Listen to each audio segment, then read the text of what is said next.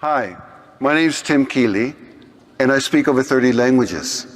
Over the past 48 years, I have traveled to 99 countries around the globe, studying at 8 universities in undergraduate programs, 3 master's degree programs, and for earning a PhD, as well as for work and travel.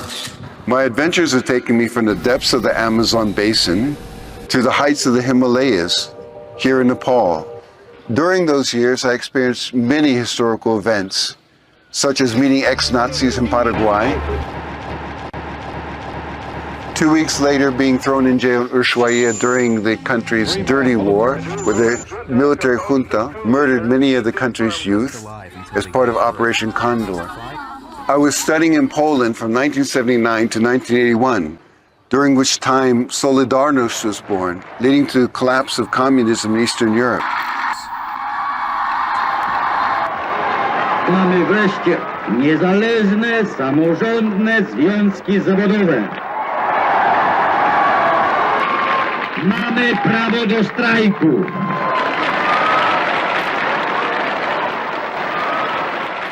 I traded black market goods bought in the DDR with East German marks obtained at a 5-to-1 exchange rate for the West German mark in Berlin, all before the wall collapsed.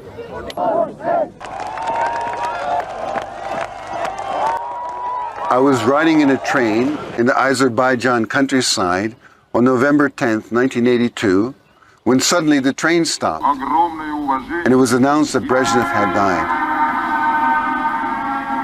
In 1981, the previous year, I was traveling around China after the Cultural Revolution.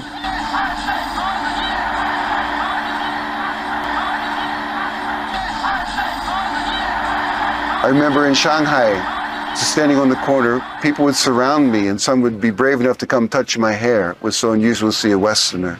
I made my first trip to Tibet in 1984, when it first opened to Western tourism. If you wonder why they're staring at me.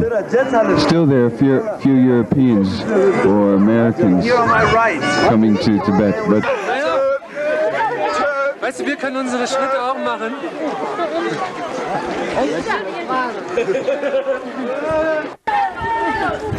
Muss ich meinen Schwenk zurück machen?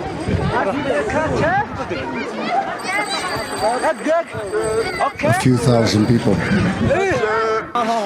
In 1985, I accompanied a doctor in Pakistan to the border with Afghanistan and rubbed shoulders with the Mujahideen.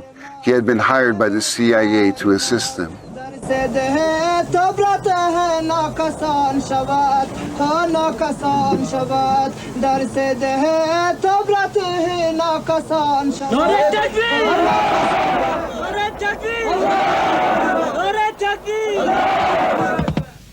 It is the experience inside a culture that delivers a deep understanding of the political, historical, and social relationships. And the local language is a passport into that world.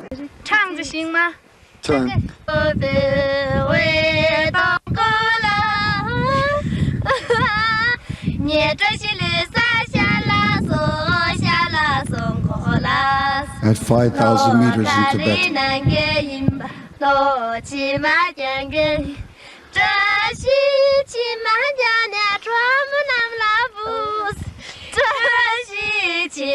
As a cross-cultural management professor in Japan, China, and Thailand over the past 32 years, I have shared my research findings and insights into cultural adaptation and foreign language acquisition in numerous publications, which have ranked in the top 2% in academia edu and in YouTube video presentations. Now, for example, actually, Japanese is bigger than English.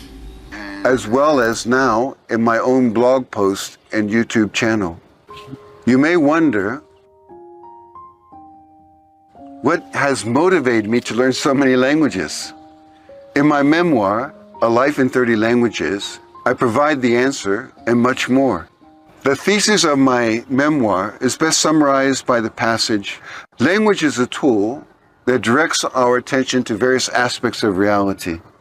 Take an intense journey through languages and cultures, and you will soon become aware of the extent to which our perception and interpretation of phenomena are deeply embedded in our linguistic and cultural experiences.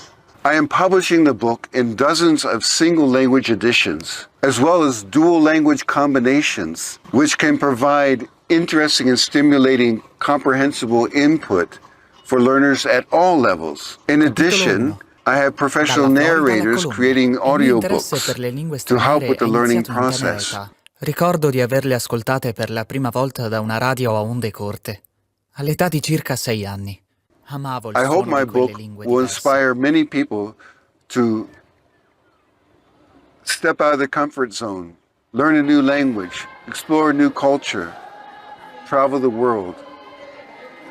Learning languages, travel, understanding cultures, communing with people all over the world can lead to a very fruitful and exciting life. Thank you for your attention.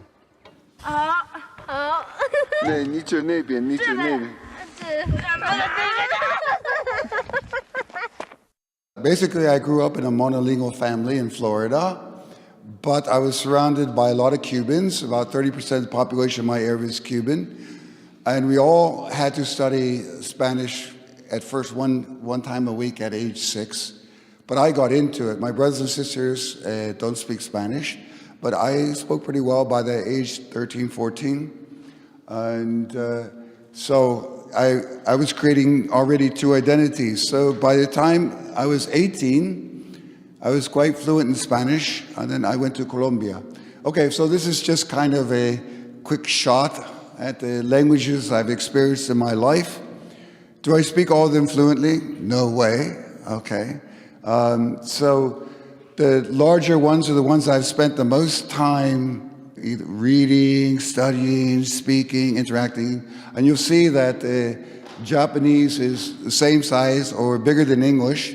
That's because I've lived in Japan for 42 years. So the first 25 years were in the Western world, and the last 42 years living in the East. For 32 years, I've lectured in Japanese about cross-cultural management with Japanese, Chinese, Thai, and Vietnamese, mainly Japanese. So my usage, spoken language, the greatest is Japanese, okay, on an hourly basis. Well, I just had a passion for languages and cultures that developed at a very young age, because I have memories of around age 6, I would listen to shortwave radio and just love the sound of languages. Of course, I couldn't understand what they're saying. It's just like music to my ears.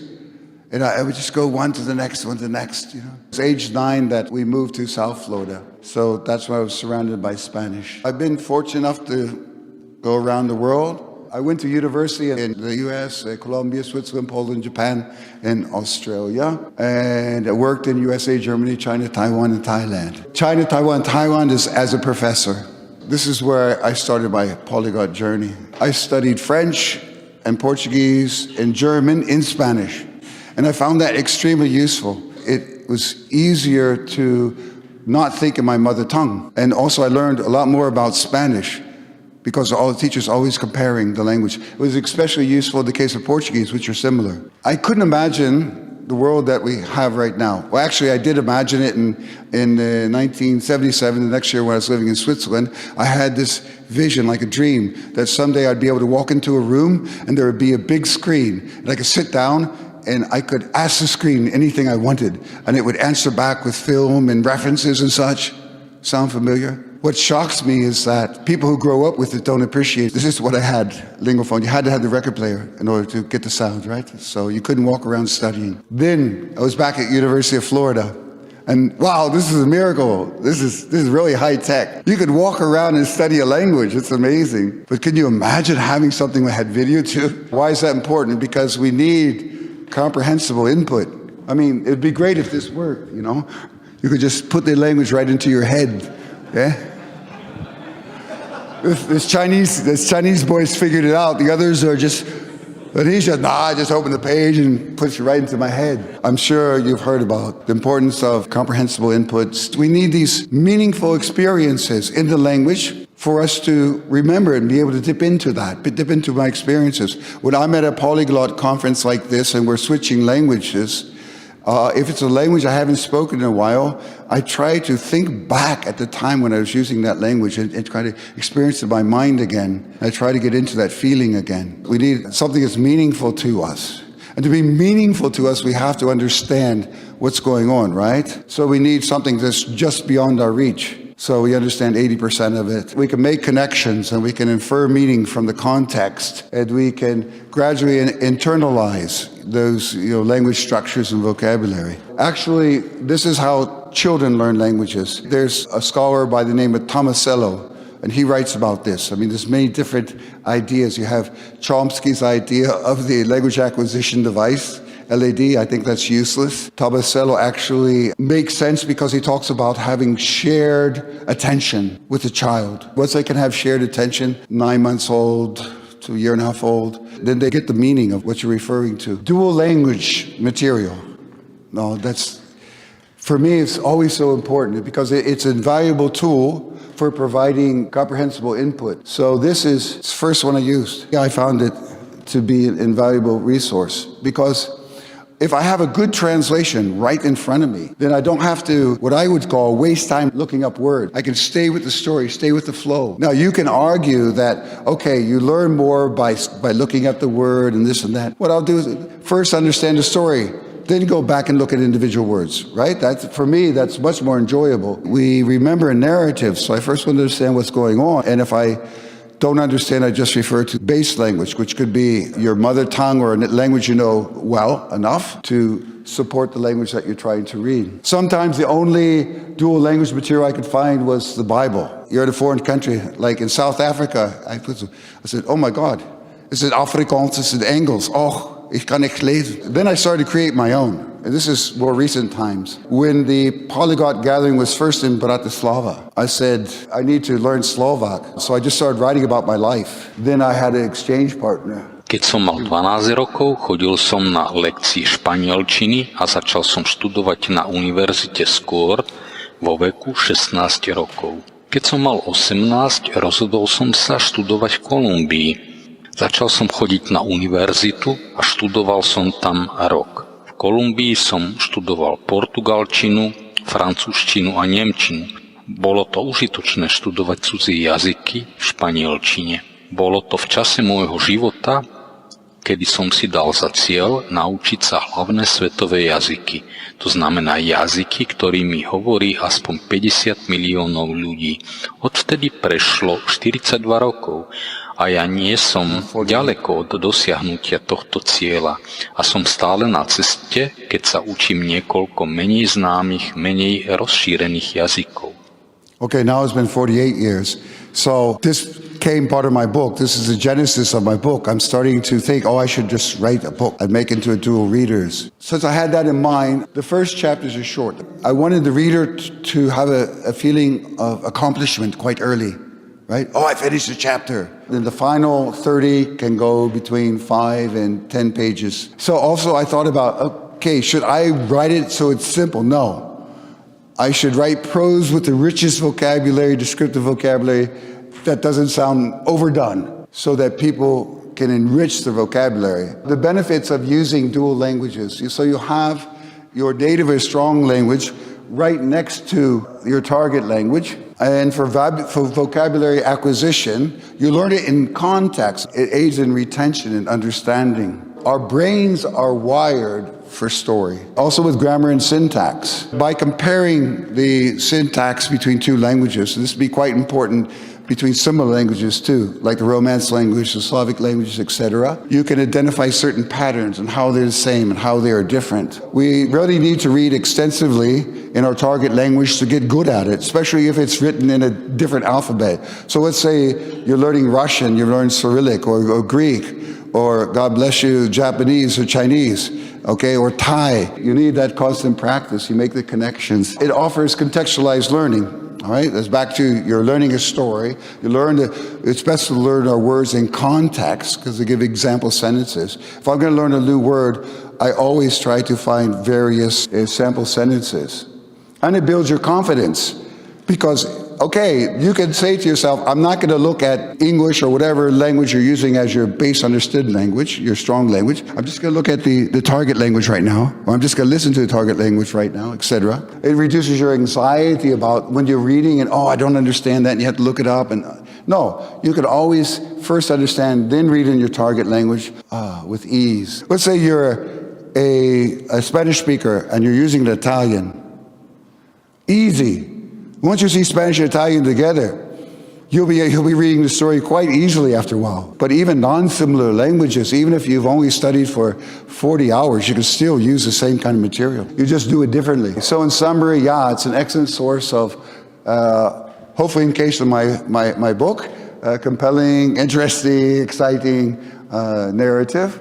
All right, so really a balanced and accessible approach to learning languages. And it's a great support, for beginners. For example, this is what dual reader looks like.